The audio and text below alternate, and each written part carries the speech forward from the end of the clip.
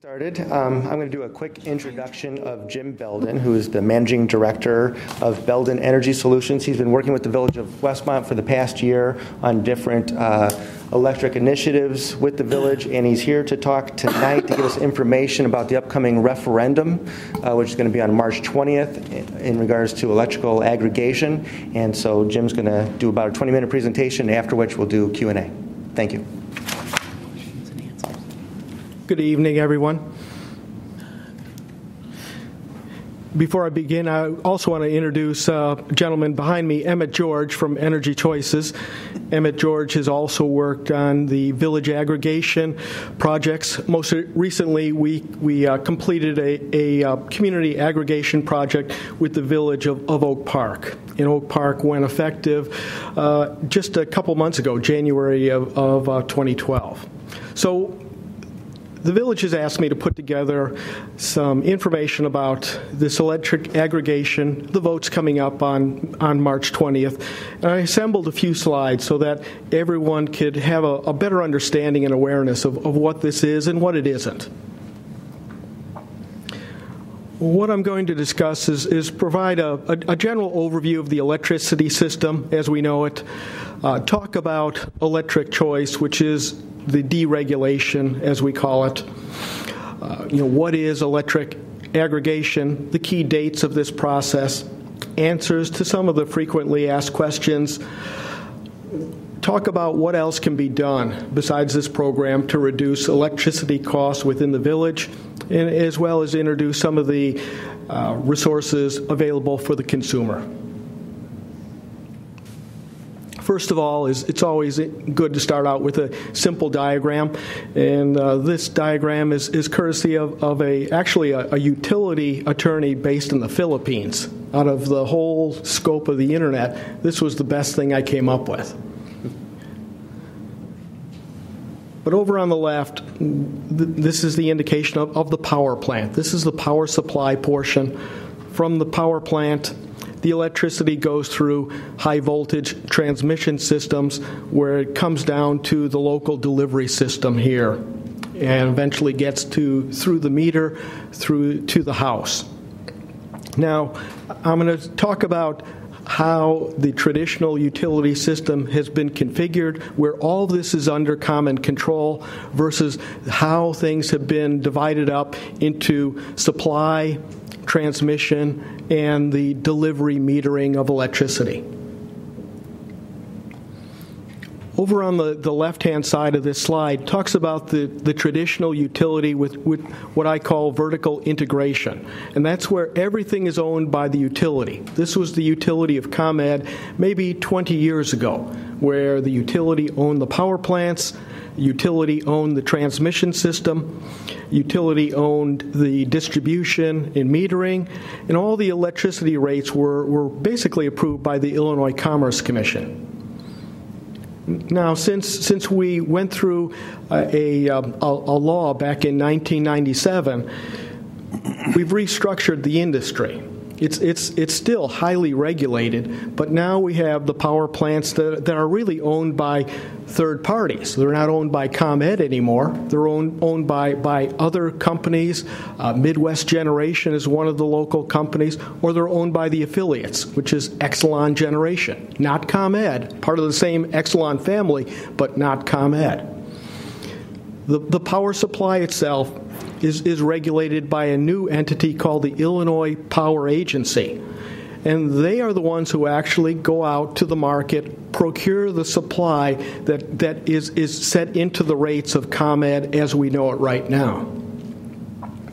The transmission is controlled by a third party and is regulated by the Federal Energy Regulatory Commission, obviously a federal agency out of Washington, D.C. And then lastly, ComEd is still responsible for the delivery of the system, the metering of the power. Any type of outages, that's where ComEd is responsible for maintaining its system. Now, electric choice this has been what we call deregulation, but again, it really is a matter of just simply realizing the functions are no longer under the utility control.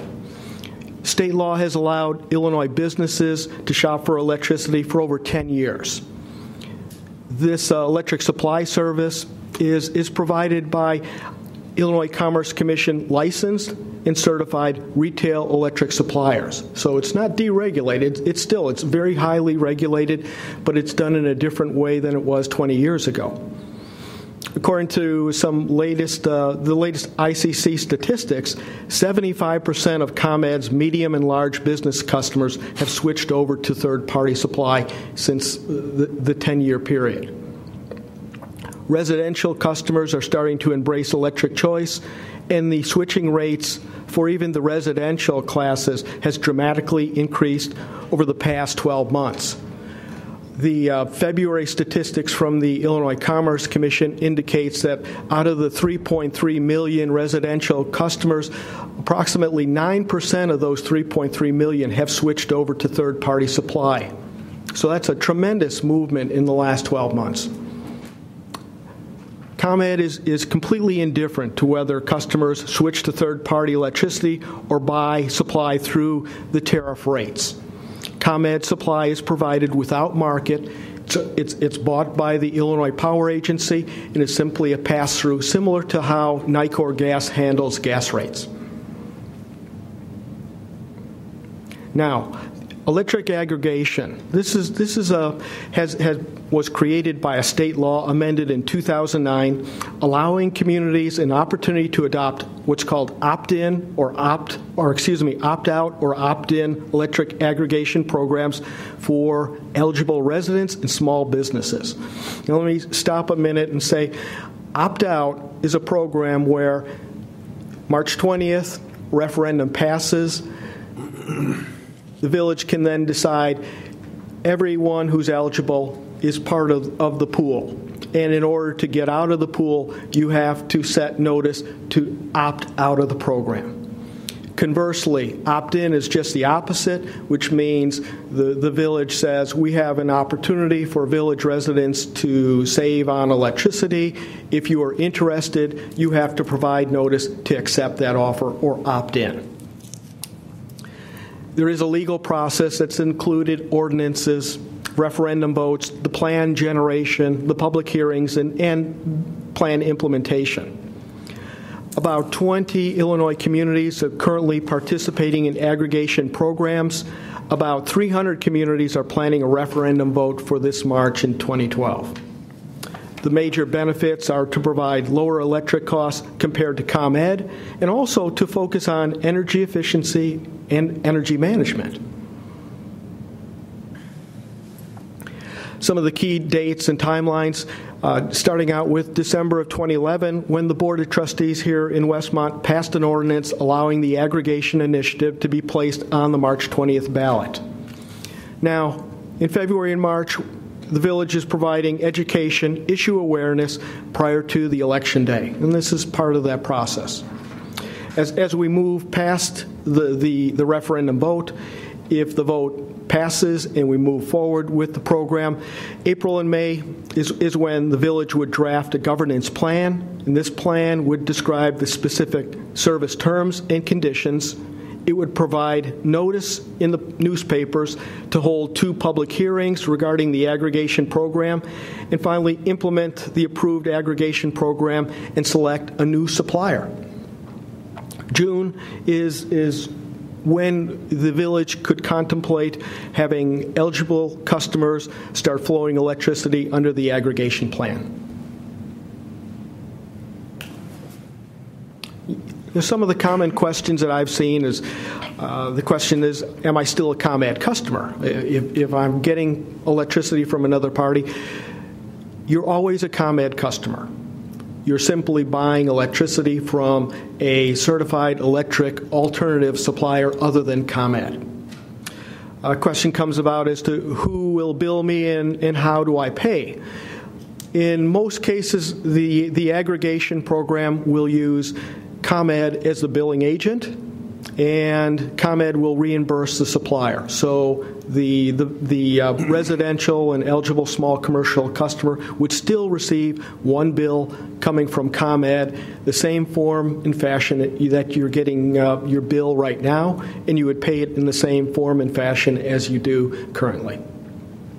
So again, the question about how many bills will I get? You'll get one monthly bill. How do I opt out of this program? The actual process of opting out will be fully described in the governance plan.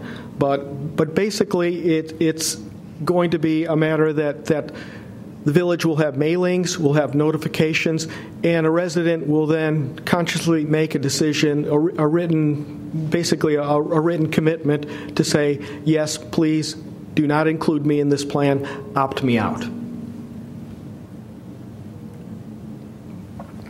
Besides looking at lowering the cost of electric supply, there are some other things that can be done for residents to lower their costs.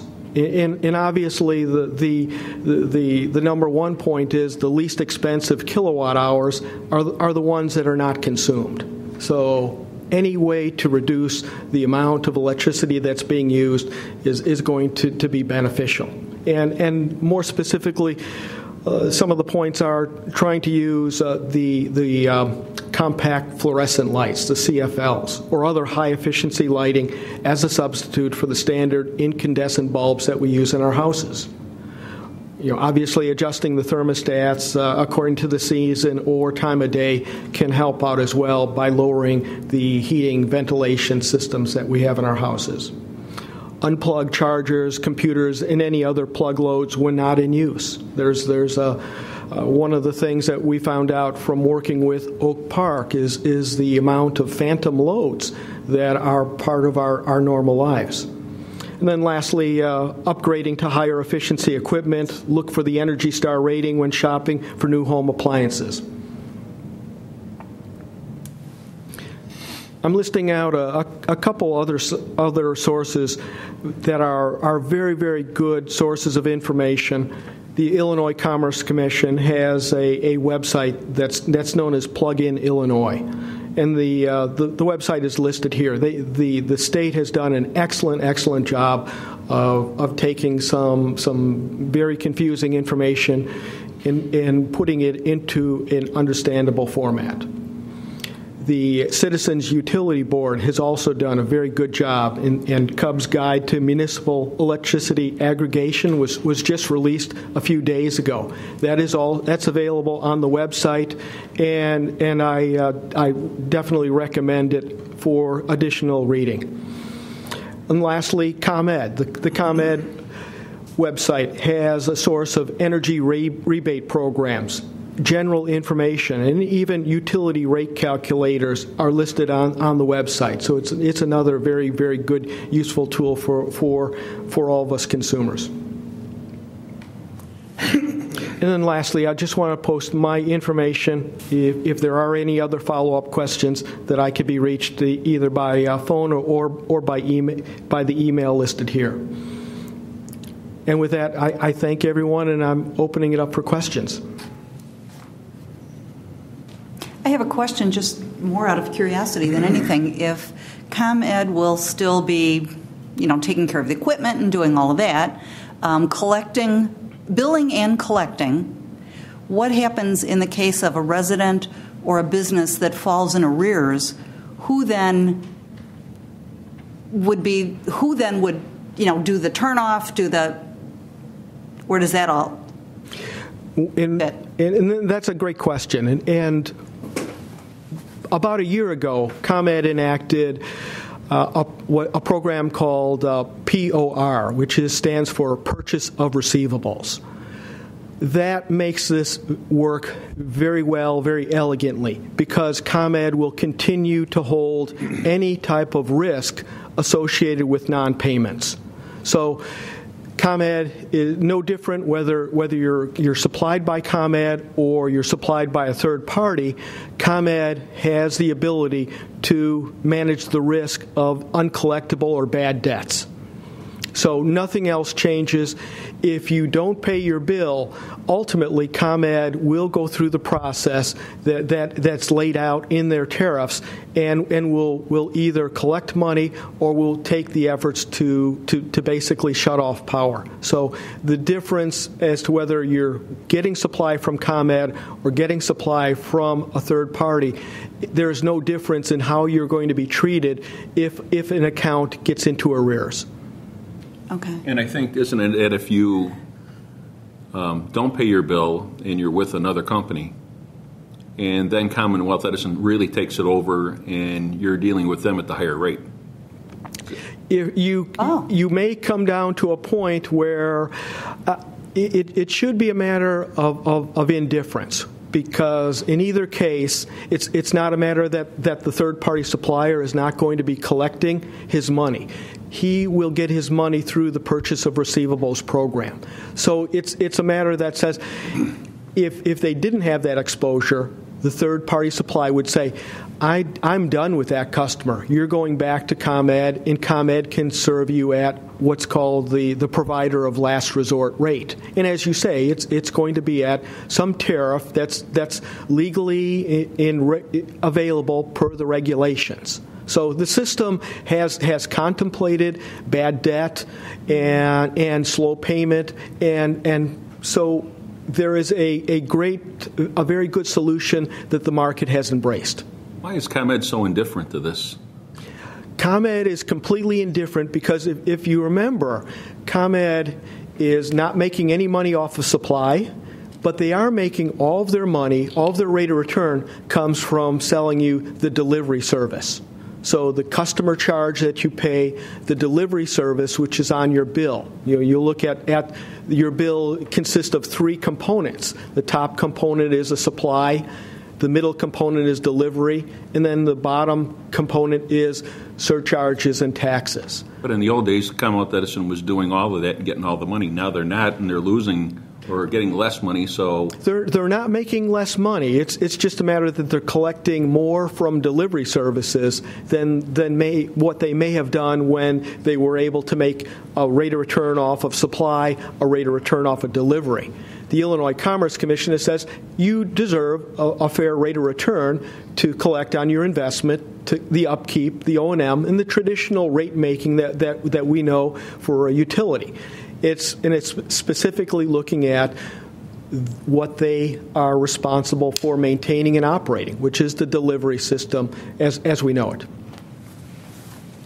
So they sell it to you or to one of the companies at a wholesale rate, which and then we pay them a less rate than we're paying Commonwealth Edison, and they're making more money? They're making their rate of return. Let me put it that way. As I don't want to say more or less. They're making their rate of return. They're completely happy with what they're making from delivery because that's how their rates were designed.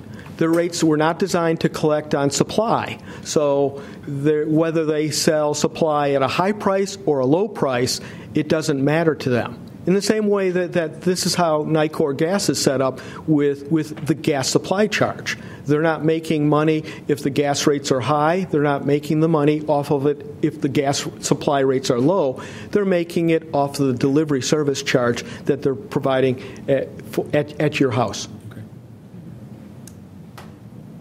Interesting. On your opt-in or out, whichever direction it ends up going to the residents, do they have to do it at the very first time that this comes available, or could they take this service for a year and they decide that they don't see any savings and they can opt out at any time, or they can opt in at a later time if they see their neighbor is saving money and they decide they want to?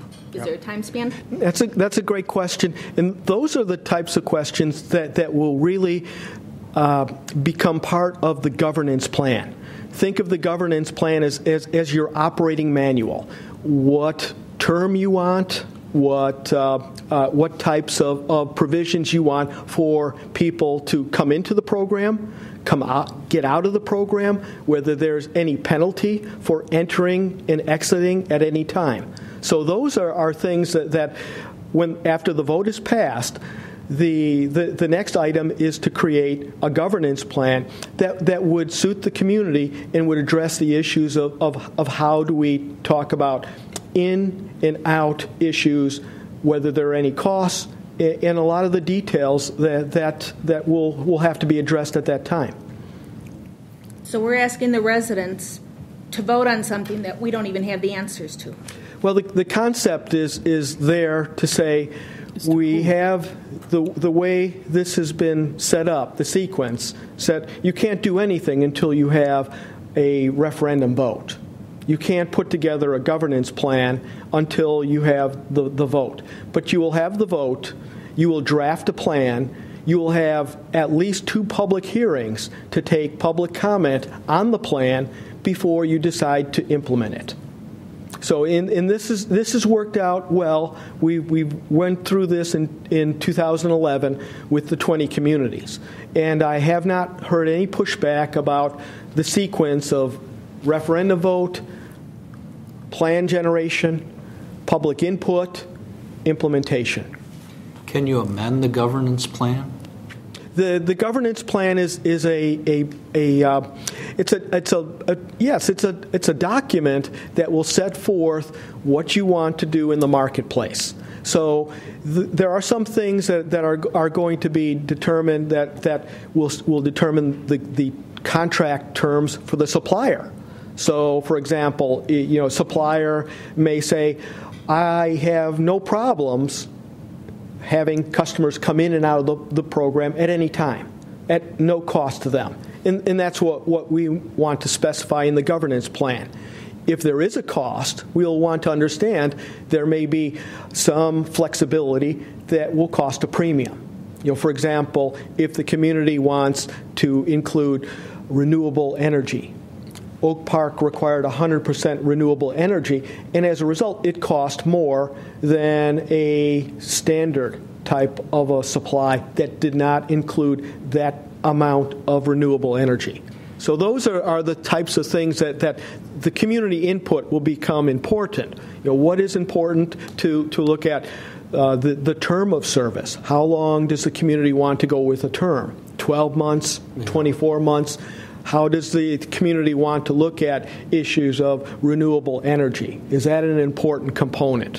What do we want to specify with entry and exit to the program? And is that equitable to all the residents in the village? Jim, can I correlate this to something, and tell me if I'm completely off the mark? But all of us understand the concept of having to buy individual health care insurance versus pooling or buying under a plan.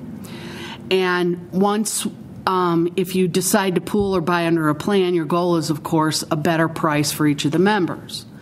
So my understanding of the aggregation is that the communities, if they pass the referendum, are going to essentially pool, and then when we come up with our governance plan, it's similar to like a health insurance plan. We want X deductible, we want these types of services, and we will go to different suppliers at that time and see who gives us the best price based on what we think the best terms are for our governance plan. Is that's a very good example, and that is very similar to what we're doing with the governance plan, and there is some iterations, because if you look for 100% flexibility, that may come at a price. Mm-hmm. And we want to balance the flexibility desired with the market realities and try to come up with something that provides balance, that provides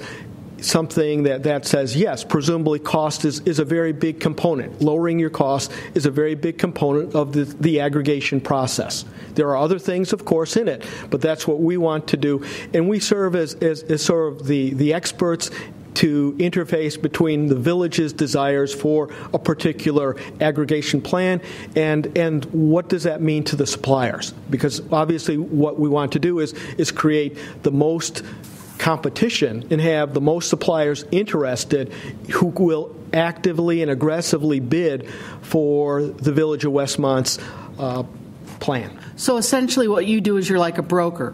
What you're going to do is find the best fit for an energy company, what they're looking for, versus what somebody, municipality, what its residents want in its governance plan. Yeah, we're going to balance, and I look at whether you look at broker, consultant, we serve as an interface. Okay. We serve as an interface between the community, the decision makers, and the marketplace. And we try to balance the interests and to show if we go in a certain direction, what does that mean for the competitiveness of our plan? And so we could at least provide feedback to point the village in the right direction to come up with the appropriate governance plan.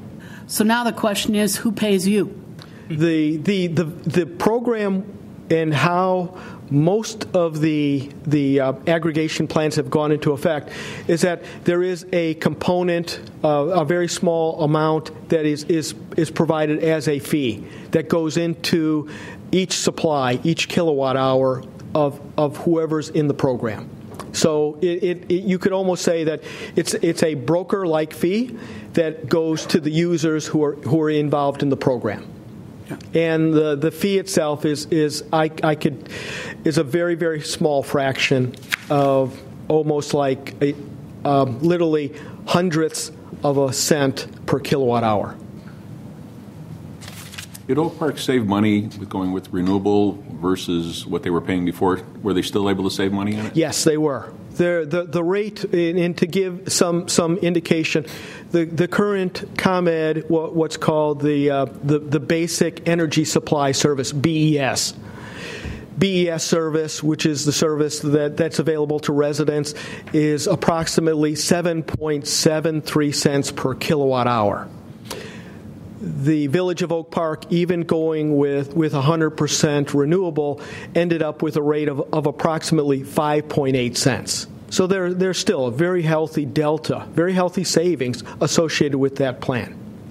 Now with the public having to go for this referendum in the near future here, anytime government's involved in something, they're always looking at it a little skeptically. In your opinion, what's the downside to this? I mean, it makes sense to sit there and say, okay, we're going to save everybody money. Yep. What is the downside?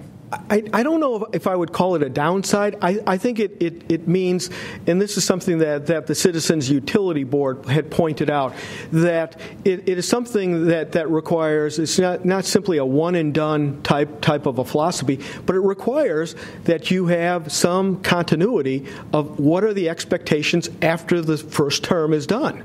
What is going to be done at the end of that program? Is it simply all the residents go back to ComEd, or will there be a continuity of let's look for another plan? Let's continue on this. It serves the public interest to make sure that decision makers are aware that there is something at the end of the term that still needs to go on, and don't think of this as simply, we're saving 1 cent, 2 cents per kilowatt and high-fiving each other. It's, this is fine for right now, but let's make sure we understand we have to realize what happens after that first term. Now, you talked earlier about, if somebody doesn't pay and they're, they reach a point where they go back to ComEd under as high a tariff as ComEd can charge them, without getting into other problems. Is that the same rate that somebody would pay if they, say it were an opt-out program? If somebody opted out, would they be subject to the highest tariff rate that ComEd can charge, or is that for, left for that special group that doesn't want to pay their electric bill? Well, I wouldn't call it the highest. It's not a punitive rate. It's simply it's an established tariff rate. But ComEd may come back and say, in order for you to reestablish service, you are going to have to require a deposit. So there may be other provisions that it won't penalize everyone. So ComEd has reasonable rates that are set in a reasonable process according to ICC rules and regulations. But for those that have a credit problem, ComEd does have the right to come in and request a deposit. So that's how they would mitigate the credit risk. Someone who has a non-payment, in order for them to reestablish, they may be required to put a deposit down. I'm going to open it up to the audience. Does anybody have any questions they want to come up and ask? I have a question, and Okay. I don't know what it's been doing, but I'm getting these, and maybe you are getting these robocalls Oh, my about God, electric. yes. And I haven't figured out, can people here in Westmont just go out and buy from any company? Yes. I mean, I'm constantly getting plagued with these robocalls, and I just hang up, and it talks about saving energy, and they start going into this thing, and I have no idea what they are, and I just end up hanging up. Can our residents, can you shop around? The answer is yes. Yes, you can. And I would, again, point to the resources that I have in my presentation with the Illinois Commerce Commission Plug-in Illinois. Citizens Utility Board has done an excellent job of creating comparative charts for the various offers. And again, it's a matter that says this is a very, very new concept. This is the whole concept of residential shopping really is about 12 months old.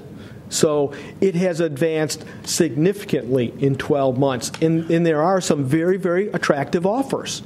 So yes, to answer your question, any resident can do this. And I would hope that I would say make it an educated resident, right. to not simply go out and shop and not understand what you're shopping for. That's not good in anything. It's not good to go out and look for a mobile phone that way. It's not good to go shop for insurance that way or anything. So the advice is to become an educated consumer, and it's not that difficult to do. You know, the resources that are listed in my presentation are very easy, user-friendly. This is not as complicated as you would think, and it's easy to be intimidated, but if you quickly go through this, you could understand the basic concepts in not a great deal of time. But it sounds to me like if we do this and the referendum passes and we go through it sounds like we're doing the legwork for our residents. We're getting them the best deal and price for their electric. We definitely the aggregation in the concept and the whole philosophy behind aggregation is you're going to save sales, marketing costs. That instead of having a supplier have to go for one after one after one, that they can go out and get thousands of customers all under one decision making. And so there are definitely marketing and sales efficiencies. And those are the costs that will be passed through in the aggregation program. So generally, by aggregating that, you're creating an opportunity that says that each one of us represents a very, very small load. But collectively, the village of Westmont becomes now a very large user. And that's where the aggregation works. And to go out and say we have thousands of residents, and in total they are a very, very large load. And so that's the basics. But getting to your point, any resident in ComEd is eligible to go out and shop right now. Kathy, would you go up to the microphone so that they can record it, please? Clarify and ask you, if this passes, will there be a list of different companies to choose from that you'll supply the village, or will there just be the one company? Okay. Good question. The process of the let me just say with the 20 communities from 2011 that went through this, the governance plan created a request for proposal. And the request for proposal went out to qualified suppliers, those that are certified by the Illinois Commerce Commission, are registered to provide services to ComEd, and it was winner take all. It was basically provide us best prices, and we'll meet the best qualified price won. So if the price was good, they met all the other specifications that were outlined in the request for proposal, they were awarded the whole load. Any other questions real quick, because we've got to do a changeover for the board meeting? No, but this will be on March 20th ballot. Yes. Right.